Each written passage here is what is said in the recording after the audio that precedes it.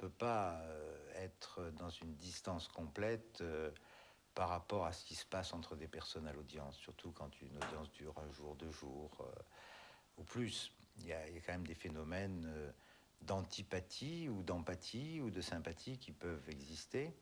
Et peut-être que c'est notre travail aussi de faire attention à ça pour que ça ne transparaisse pas trop à l'audience. C'est mon travail de président et de souci d'équilibre entre défense et accusation en partie civile, d'une part, et même dans ma décision. Ce que je voulais vous dire, c'est que M. Breton, quand il est arrivé à la brigade, c'était quelqu'un de très calme. Il était propre sur lui, s'était douché, et vraiment très calme. Et j'ai même trouvé, comment vous dire, on aurait dit un petit garçon qui avait fait une bêtise et qui venait dans ses petits souliers pour se confesser. Bon.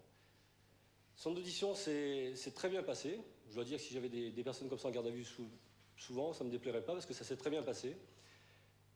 Il était tantôt émotif, tantôt un petit peu abattu. Mais ce que j'ai trouvé intéressant dans son audition, c'est qu'il se rappelait quasiment de tout ce qui s'était passé. Donc c'est vrai que pour un enquêteur, c'est vraiment parfait d'avoir une audition comme ça. Nous avons également fait une perquisition à son domicile qui a permis la découverte de l'arme incriminée dans sa voiture, dans la boîte à gants de sa voiture, la découverte de 6 douilles également qui avaient été utilisées, 2 percutées 2 fois, ce qui voudrait dire qu'il y a eu 8 tirs. Le premier notamment à la salle des fêtes de Saint-Pierre-de-Boeuf, où il y a eu un tir en l'air. Les 2 autres fois avec les douilles qui n'ont pas percuté. La 4e fois, je pense, sous le menton de M. Girard. Les 2 autres fois, 2 ogives que nous avons trouvées sur place. Et 2 autres fois, laisserait supposer qu'il y a une qui est coincée dans le canon et éventuellement une balle que nous n'avons pas retrouvée ou une 2e balle coincée dans le canon.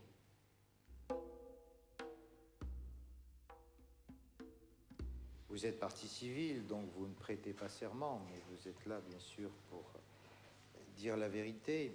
Alors, monsieur, je ne sais pas, vous avez peut-être d'abord des choses à nous dire sur ce que vous avez entendu jusqu'à maintenant.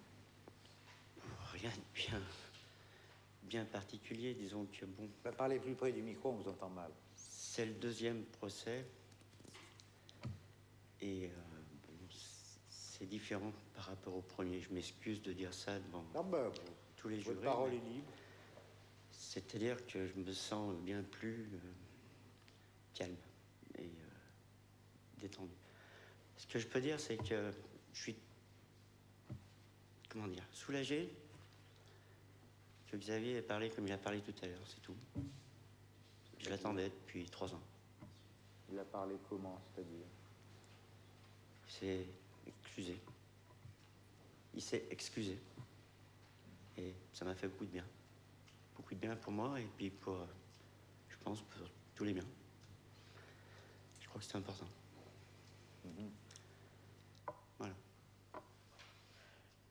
Alors, si vous pouviez, justement, maintenant, nous avons entendu monsieur Breton et d'autres personnes qui vous ont connu décrire, je dirais, votre amitié.